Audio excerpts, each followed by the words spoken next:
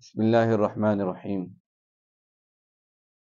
آج کل ہمارے معاشرے میں یہ چیز زیادہ پھیلی ہوئی ہے کہ ہمارے اندر لوگوں کا ڈر، لوگوں کی باتوں کی پرواہ بہت زیادہ ہے، اور اللہ تعالیٰ کے احکامات کی پرواہ اتنی زیادہ نہیں ہے۔ ہم لوگوں کو دیکھنے دکھانے میں اور لوگوں کے کہنے میں بعض اوقات حرام کام میں مبتلا ہو جاتے ہیں اور فرائض کو چھوڑنے پر آمادہ ہو جاتے ہیں۔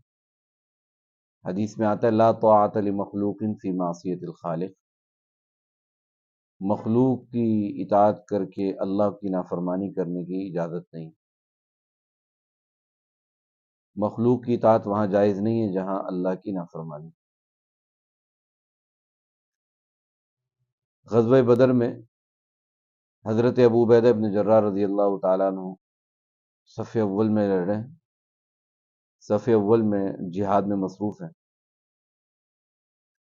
ان کے والد کفار کی طرف سے لڑنے کے لیے میدان میں آئے اور بار بار کوشش کر رہے تھے کہ کسی طرح سے ابو عبیدہ ان کے بیٹے ان کی تلوار کے نیچے آ جائیں، اور حضرت ابو عبیدہ اپنے والد کے سامنا کرنے سے اگنور کر رہے تھے اور یہ چاہ رہے تھے کہ میں اپنے والد کا سامنا نہ کروں۔ حضرت ابو عبیدہ بن جراح رضی اللہ تعالیٰ عنہ نے لاکھ کوشش کی والد سے ٹکراؤ نہ ہو، لیکن والد اس کوشش میں تھے کسی طرح سامنا ہو جائے، ہو گیا سامنا، ٹکراؤ ہو گیا۔ والد ہیں اور دوسری طرف حضرت ابو عبیدہ بن جراح، دونوں کی تلواریں آپس میں ٹکرائیں، اور کیا ہوا، باپ نے اپنے بیٹے کو قتل کر دیا۔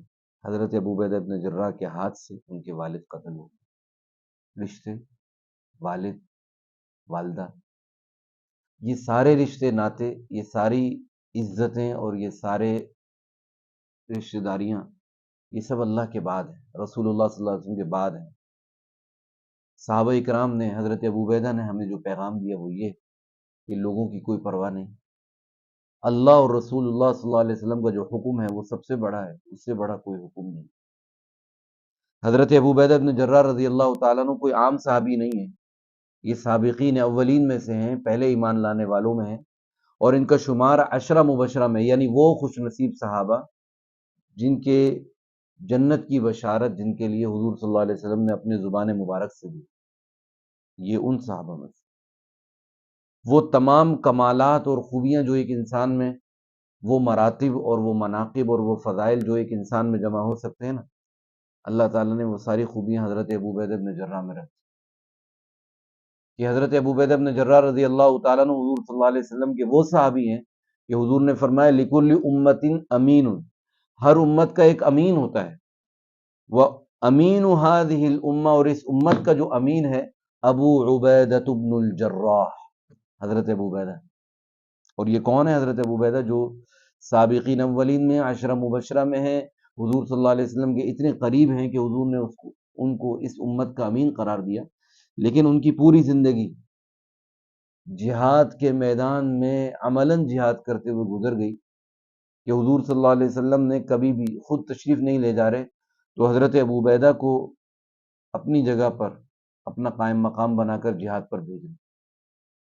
ایک سریہ بہت مشہور ہے، سریہ سیف البحر کے نام سے، جس میں حضرت ابو عبیدہ بن جراح امیر بنا کر بھیجے گئے، 200 کا لشکر ہے اور حضرت ابو عبیدہ اس کے امیر بن کر گئے۔ وہاں اتنی ایسی حالت تھی اس لشکر کے اندر کہ ایک ایک کھجور کھا کر صحابہ اکرام گزارا کر رہے تھے۔ اللہ تعالیٰ نے اس قربانی کی برکت سے ان کو جو مقام عطا فرمایا کہ سمندر سے ایک بہت بڑی مچھلی ان کو مل گئی، 2 مہینے تک اس مچھلی سے وہ کھاتے رہے۔ اس کی آنکھ اتنی بڑی تھی کہ 2 صحابہ ان کی آنکھ کے اندر جا کر وہاں سے چربی نکال نکال کر باہر پھینک رہے ہیں، اپنے جسموں پر لگا رہے ہیں، خوب صحت پکڑ لی۔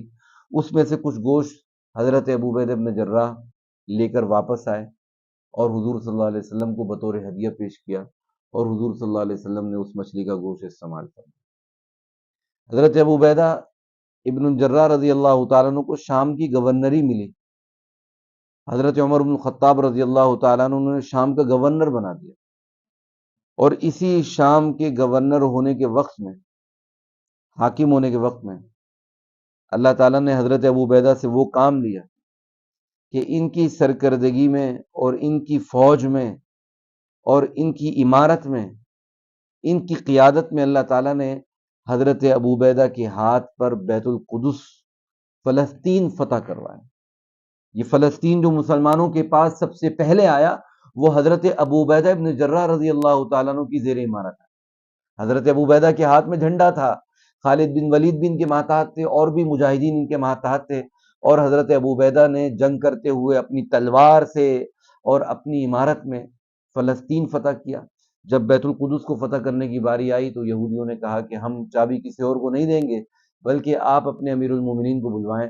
حضرت عمر بن الخطاب رضی اللہ تعالیٰ عنہ کے ہاتھ میں ان یہودیوں نے چابی دی۔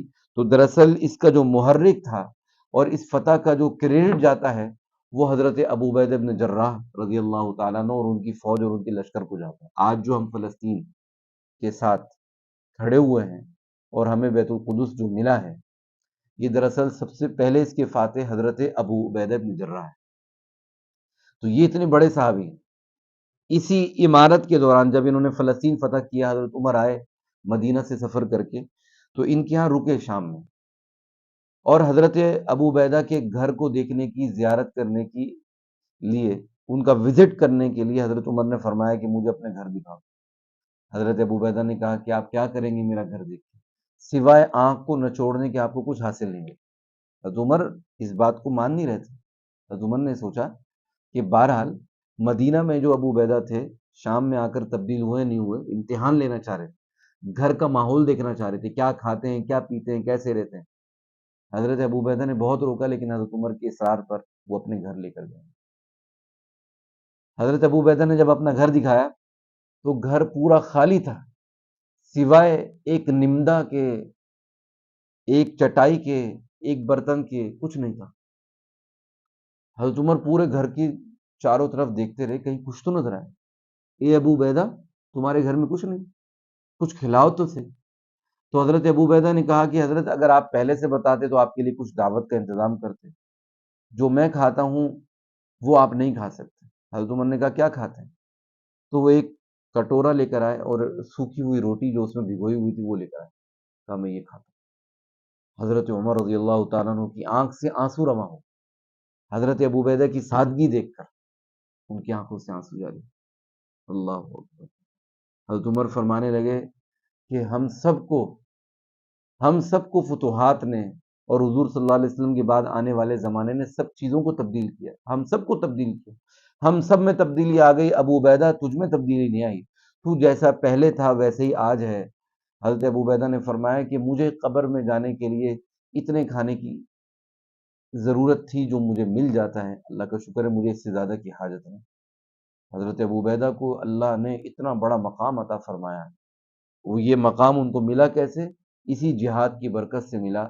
فلسطین فتح ہوا ان کے ہاتھ میں۔